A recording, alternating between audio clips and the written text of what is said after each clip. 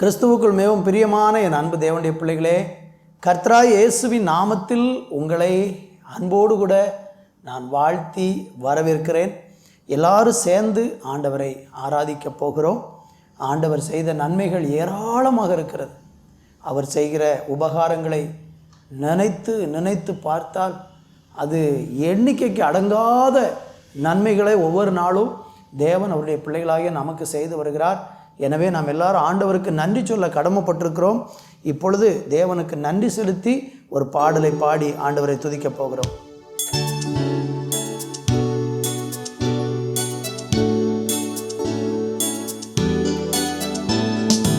எப்படி நான் பாடுவேன், என்ன சொல்லி நான் துதிப்பேன், உம்மை எப்படி நான் பாடுவேன், என்ன சொல்லி நான் துதிப்பேன்.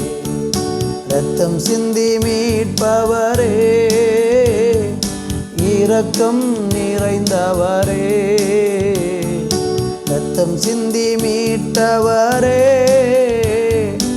இரக்கம் நிறைந்தவரே, ஐயா இரக்கம் நிறைந்தவரே, ஐயா இரக்கம் நிறைந்தவரே, உம்மை எப்படி நான் பாடுவேன், என்ன சொல்லி நான் துதிப்பேன், உம்மை எப்படி நான் பாடுவேன், என்ன சொல்லி நான் துதிப்பேன். உந்தன் பாதம் அமர்ந்திருந்து ஓயாமல் முத்தம் செய்வேன், உந்தன் பாதம் அமர்ந்திருந்து ஓயாமல் முத்தம் செய்வேன், நான் ஓயாமல் முத்தம் செய்வேன், நான் ஓயாமல் முத்தம் செய்வேன், உம்மை எப்படி நான் பாடுவேன், என்ன சொல்லி நான் துதிப்பேன், உம்மை எப்படி நான் பாடுவேன், என்ன சொல்லி நான் துதிப்பேன். ஹல்லேலூயா ஹல்லேலூயா ஆமென், ஹல்லேலூயா ஆமென், ஹல்லேலூயா ஹல்லேலூயா ஆமென், ஹல்லேலூயா ஆமென், ஆமென், ஹல்லேலூயா ஆமென், ஆமென், ஹல்லேலூயா ஆமென், ஹல்லேலூயா ஹல்லேலூயா ஆமென், ஹல்லேலூயா ஆமென். உளையான சேற்றிலிருந்து, பாவ அழுக்கிலிருந்து, உலக சிற்றின்ப மயக்கங்களிலிருந்து எங்களை தெரிந்தெடுத்து பிரித்தெடுத்த எங்கள் நல்ல தெய்வமே, உம்முடைய சமூகத்தில் நாங்கள் வந்திருக்கிறோம். உம்முடைய பாதத்தை நோக்கி பார்க்கிறோம். என் அன்பு தேவனுடைய பிள்ளைகளே, என் அன்பு சகோதர சகோதரிகளே, உங்கள் வாழ்க்கையில் ஒருவேளை போராட்டம், பலவிதமான நெருக்கங்களிலையும் பாடுகளிலையும் வேதனையிலையும் சோர்ந்து போயிருக்கிறீங்கன்னா, இன்றைக்கி ஆண்டவர் செய்த நன்மையை நினச்சி பாருங்கள். அவர் நமக்கு செய்த நன்மைகள் ஏராளம் அல்லவா? இந்த செய்தியை இந்த ஆராதனையில் பங்கெடுக்கிற உங்கள் வாழ்க்கையில் தேவன் செய்த நன்மையை நினச்சி பார்த்தாலே உங்களுடைய துக்கம் ஓடிடும். கடந்த நாளெல்லாம் உங்களை என்னை நடத்தி வந்த தெய்வம் இன்னும் நம்மளை நடத்த போகிறாரு. சோர்ந்து போகாதீங்க சகோதரனே, நீ சோர்ந்து போகாதே. கர்த்தர் உன்னோடு கூட இருந்து உன்னை நடத்துவார். இன்றைக்கு உபத்திரமும் பாடுகள் வருகிறதுன்னு சொல்லி பயந்து நடுங்கி அழுது கொண்டிருக்கிறாயே, உன் அழுகைக்கு பதில் வராதா என்று கேட்டுக்கொண்டிருக்கிறாயே, என் கண்ணீருக்கு ஒரு முடிவு வராதா, என் வேதனைக்கு ஒரு முடிவு வராதா, இந்த பாடுகள் இன்னும் எத்தனை காலம் தொடரப்போகிறது என்று நீ எதிர்பார்த்து கொண்டிருக்கிறாயா? 430 வருஷம் எகிப்து தேசத்தில் அடிமையாக இருந்த மக்கள் அவங்களுக்கு என்ன காரணத்துக்காக அடிமையாக இருக்கும்னே தெரியாது.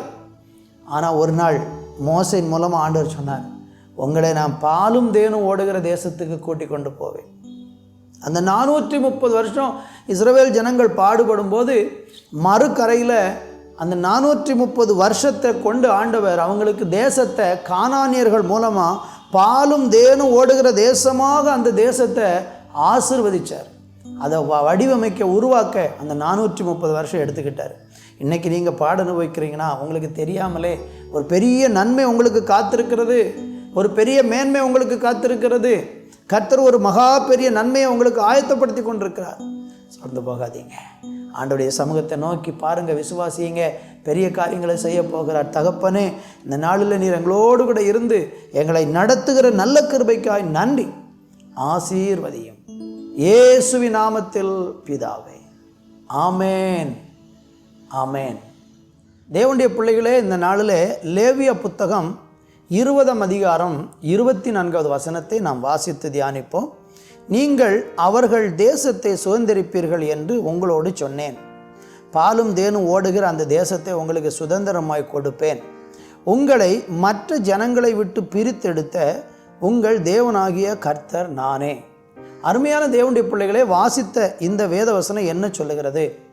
ஆண்டவராகிய தேவன் இஸ்ரவேல் ஜனங்களை எகிப்து தேசத்திலிருந்து விடுதலையாக்குவதற்கு முன்பதாக மோசையின் மூலமாக தேவன் ஜனங்களுக்கு பாலும் தேனும் ஓடுகிற தேசத்திற்கு உங்களை கொண்டு போவேன் என்கிற ஆபிரகாமுக்கு தேவன் கொடுத்த அந்த வாக்குத்தத்தத்தை திரும்பவும் ஆண்டவர் இஸ்ரவேல் ஜனங்களுக்கு ஞாபகப்படுத்தினார். ஞாபகப்படுத்தி, உங்களை நான் பாலும் தேனும் ஓடுகிற அந்த தேசத்திற்கு உங்களை நான் அதை உங்களுக்கு சுதந்திரமாக கொடுப்பேன் அப்படின்னு சொல்கிறார். அப்படி அந்த சுதந்திரமாக தேவன் அந்த கானான் தேசத்தை இந்த ஜனங்களுக்கு கொடுப்பதற்காக ஆண்டவர் என்ன செய்தார் என்றால், அந்த வேதவசனம் சொல்லுகிறது, உங்களை மற்ற ஜனங்களை விட்டு பிரித்தெடுத்த உங்கள் தேவனாகிய கர்த்தர் நானே. ஆண்டவர் அவருடைய பிள்ளைகளுக்கு வாக்குத்தத்தம் பண்ணியிருக்கிற நன்மைகளை, ஆசீர்வாதங்களை கொடுப்பதற்கு தேவன் இந்த உலகத்தில் இருக்கிற மற்ற மக்களை விட்டு நம்மை பிரித்தெடுத்து அந்த ஆசீர்வாதத்தை நமக்கு கொடுக்கிறார். உலகத்தில் 2 விதமான மக்கள் வாழ்ந்து கொண்டிருக்கிறாங்க. ஒன்று தேவனை அறிந்த மக்கள், இன்னொன்று தேவனை அறியாத மக்கள். தேவனை அறிந்த மக்களை தேவன் என்ன செய்கிறார்? தேவனை அறியாத ஜனங்களிடத்திலிருந்து பிரித்தெடுத்திருக்கிறார். ஏன் அவர்களை பிரித்தெடுத்திருக்கிறார் என்றால், அவர்களுக்கு ஒரு வாக்குத்தத்த தேசத்தை தேவன் கொடுக்கும்படியாக உத்தரவாதம் பண்ணியிருக்கிறார்.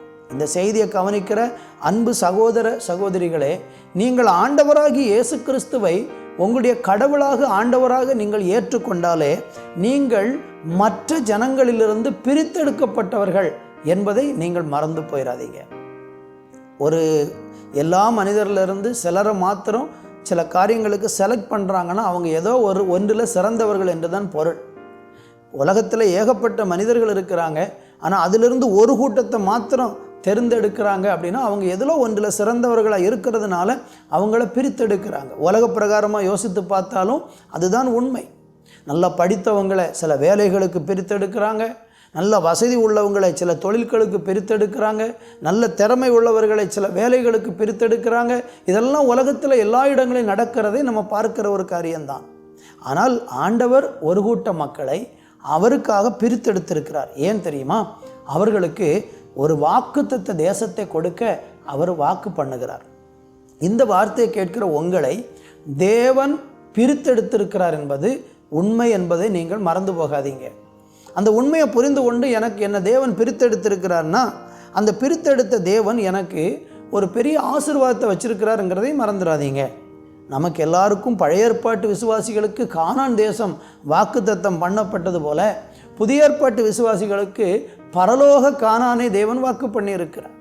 அங்கே அழுகை இல்லை, கண்ணீர் இல்லை, துக்கம் இல்லை, வேதனை இல்லை, வியாதி இல்லை, அலறல் இல்லை, மரண ஓலங்கள் இல்லை, மரண பயம் இல்லை. அங்கு மிகுந்த மகிழ்ச்சியினாலே நிரம்பி இருக்கிற நித்திய காலமாய் வாழக்கூடிய ஒரு இடத்தை தேவன் வாக்கு பண்ணியிருக்கிறார். அதுக்கு தான் ஆண்டவர் சொன்னார், நீங்கள் என்னை தெரிந்து கொள்ளவில்லை, நான் உங்களை தெரிந்து கொண்டேன் என்று சொன்னார். உங்களை ஆண்டவர் செலக்ட் பண்ணியிருக்கிறார், உங்களை ஆண்டவர் தெரிந்தெடுத்திருக்கிறார். எதற்காக? அவருடைய ராஜ்யத்தில் அவரோடு கூட வாழ்வதற்காக. நித்திய காலமாக தேவனோடு வாசம் பண்ணும்படியாக தெரிந்து கொள்ளப்பட்ட சந்ததிகள் தான் நீங்களும் நானும். இஸ்ரவேல் ஜனங்களுக்கு ஆண்டவர் கானானை எப்படி வாக்குறுதியாக கொடுத்தாரோ அதே மாதிரி நமக்கு பரலோகத்தை வாக்குறுதியாக கொடுக்கிறார். அந்த வாக்குத்தத்தத்தை பெற்றுக்கொள்ள அவரை மாத்திரம் நம்பி உறுதியாய் நின்றால் நிச்சயமாக ஆண்டவர் அந்த வாக்குத்தத்தத்தை உங்கள் வாழ்க்கையில் நிறைவேற்றுவார். இஸ்ரவேல் ஜனங்கள் அந்த வாக்குத்தத்தத்துக்கு சுதந்திரம் அடைவதற்கு சிலர் தேவனுடைய வார்த்தைக்கு கீழ்ப்படியாமல் முறுமுறுத்து அவிசுவாசப்பட்டு சந்தேகப்பட்டு பாவம் செய்து அவங்க கானான் தேசத்தை போய் சென்றடைய முடியவில்லை. அதே மாதிரி நீங்களும் நானும் போகாதபடி விசுவாசத்தோடு நம்பிக்கையோடு தேவனை பின்பற்றுவோம். கர்த்தர் நம்மை ஆசீர்வதிப்பாராக. ஆமேன், ஆமேன். பரலோக பிதாவே, இந்த நாளிலே உம்முடைய வாக்குத்தத்தமாகிய நித்திய ராஜ்யத்தை சுதந்தரிக்க எங்களை நீர் பிரித்தெடுத்து தெரிந்தெடுத்ததற்காய் நன்றி. நாங்கள் அதிலே உறுதியாய் தரித்து நின்று உம்மை சேவித்து உம் ராஜ்யத்தை சுதந்தரிக்க கிருபை செய்யும். இயேசுவின் நாமத்தில் பிதாவே. ஆமேன், ஆமேன்.